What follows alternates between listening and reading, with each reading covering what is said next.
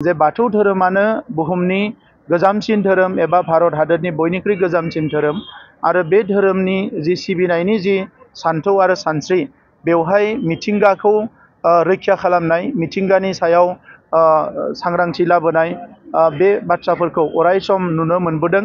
दा नंखायनो दिनैनि जि गोनोखोआरि सम दा बेवहाय जायफोर मिथिंगायारि थासारिफोरखौ गुबुन गुबुन बिथिंफोरखौ जेरैबायदि सावरायदों दा बेवहाय बाथौ धोरोमनि सिबिनायनि गेजेरजों रोजा रोजा बोसोर सिगांनिफ्रायनो बे बाथ्राफोरखौ सावरायबोदों होननानै बिथाङा रोखा रोखा बुंदों।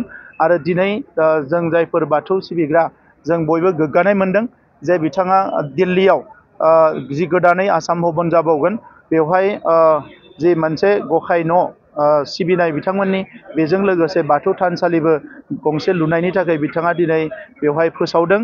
आरो लोगोसे बिथांनि न'आवबो रेसिडेन्सआवबो चिफ मिनिस्टारनि थाबैनो बाथौ थानसालि गायसननायखौ बिथाङा फोसावदों। दा दिनैनि समाव चिफ मिनिस्टार बिथांजों लोगोसे भारत हादरनि नखर मन्त्रि बिथाङाबो अमित शाह बिथाङाबो बाथौ धोरोमनि सायाव गोबां बाथ्रा बिथाङा बुङो गोबां बाथ्रा बिथाङा सावरायो। दिनैनि समाव सारा भारत नाङैनो सारा मुलुगनाङैनो गोबां हारि माहारि एबा सुबुंफ्रा जायफ्रानोखि बेफोर बिथिङाव स्टाडि खालामो बिथांमोना दिनै बाथौनि बागै मिथिगौ। जोङो बिटिआर सरकार हिसाबै माखासे थानसालि लुनायाव जों मदद खालामदों आरो लोगोसे दिनै 200निख्रुइ बांसिन दिउरिफोरनो 10,000 गरि अनसुंथाइ जों होनो सानदों जाहाथे बिथांमोननि एसे माबा मोनसे मदद जायो।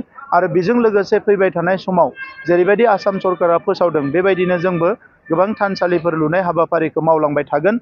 आरो आंनि खावलायनाया बेनो जे बाथौ धोरोमनि जोंहा मिरु जिल्ला आरो बियाबफोरनि दैदेनगिरि बिथांमोना जाहाथे फैबाय थानाय लाइमोनफोरखौ धोरोमनि फारसे सांग्रां खालामो आरो आध्यात्मिक सरसानि गेजेरजों आखल आखु दानायाव अराय सम सांग्रां खालामो आरो जौ जुवा बायदिसिना गाज्रि थासारिनिफ्राय जों लाइमोनफोरखौ धोरोम फोसावनायनि गेजेरजों सांग्रां खालामनो हायो बे बिथिङाव अराय सम बिथांमोना नोजोर होगोन आरो हाबा मावबाय थागोन आं बेखौ खावलायो। लोगोसे बे सानथामनि हाबाफारिजों तामुलपुराव खुंफुंनाय जि हाबाफारि बेवहाय गासैबो जिल्लानिफ्राय बाहागो लाफैनाय आरो रायजो राजा बयनिसिमबो आं साबायखर बावदों। लोगोसे बाथौ गौथुमाबो तामुलपुरनि रायजो राजाफोरखौ फिन खेबसेबाव बेबायदि मिरुआरि जथुम्मा खुंनो खाबु होनायनि थाखाय आङो गोसो गोरबोनिफ्राय साबायखर बावदों।